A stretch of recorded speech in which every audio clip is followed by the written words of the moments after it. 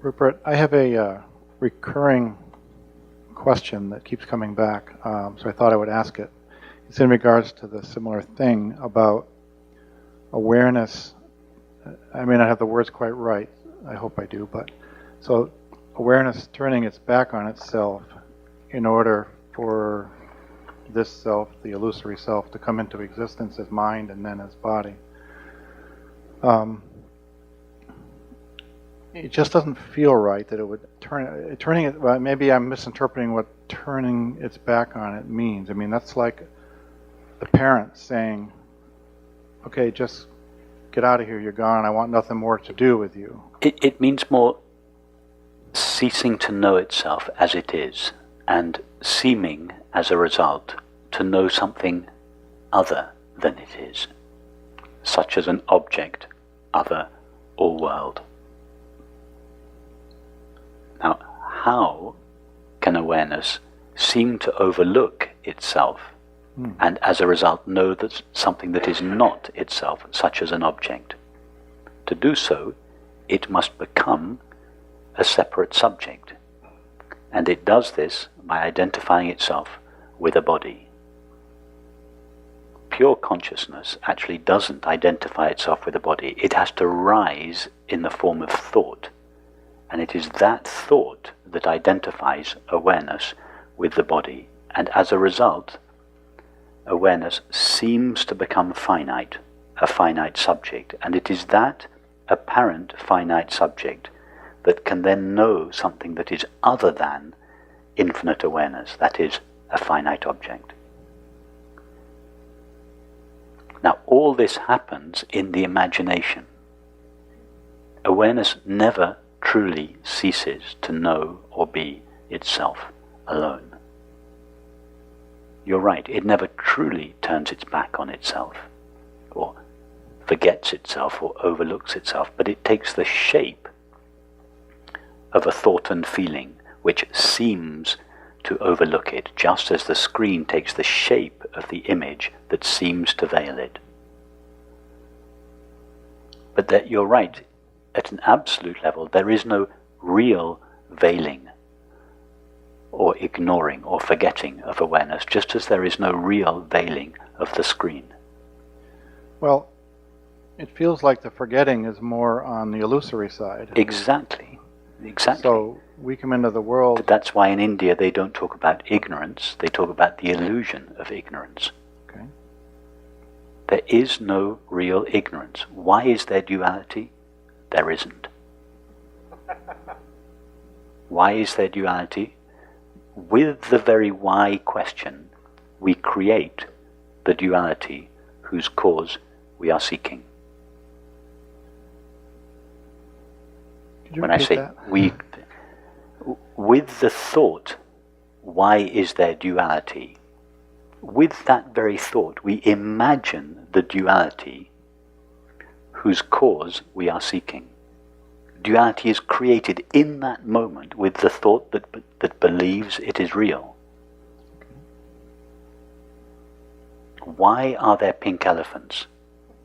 With that thought, you imagine that there are. You simultaneously imagine that there are pink elephants and at the same time ask, why? Why are there pink elephants? Because you ask about them. Why is there duality? Because thought thinks it. There isn't duality. But there isn't. For consciousness, there isn't. Mm-hmm. Infinite consciousness only ever knows itself. It is that infinite consciousness that rises as the finite mind by identifying itself with a temporary body, that seems to know something other than itself. But that is an illusion. There is no finite consciousness. There is no mind. There is no real mind. The finite mind is made out of infinite consciousness. Another way of saying that is that the finite mind is only a finite mind from the illusory point of view of a finite mind. And that is why I say that the finite mind gives birth to itself. We cannot blame infinite consciousness for giving birth to duality. Consciousness is innocent. God is not responsible for the suffering of the world. It's another way of saying it. That is why this image of a mother giving birth to herself, it's the finite mind that gives birth to the finite mind within its own imagination. It is not consciousness's fault. And this is the answer to the question that has perplexed religious people for centuries. Why does God allow suffering? This is the deep answer to that question. God doesn't know suffering. Now, this, of course, is intolerable to most people to hear this, because it strikes so profoundly at the roots of our beliefs about ourselves and about God. But it's the true answer. God doesn't know suffering. God doesn't know a separate self or a separate world. I mean, that does seem to fit in a way with my own experience of suffering and peeling away the layers by looking at the pain and allowing that to rise, and feelings dissolving over a period of time. And yes, and what do you find, if you do that, what do you find at the heart of the suffering? I find that I was the cause of my own suffering, me, this illusory self. Yes, but underneath that, what is there? Underneath that illusory I, which is at the heart of the suffering, what's underneath that I?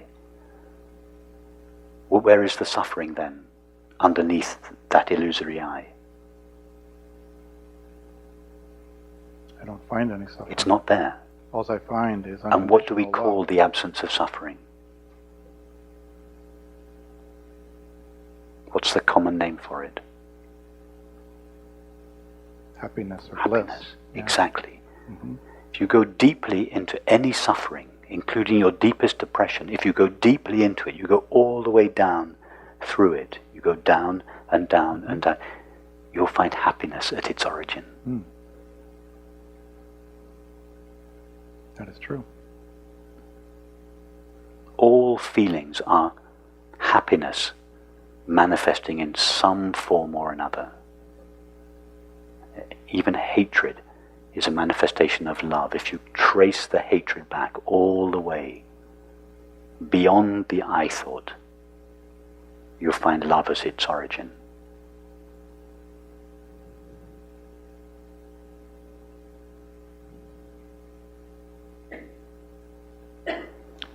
Thank you.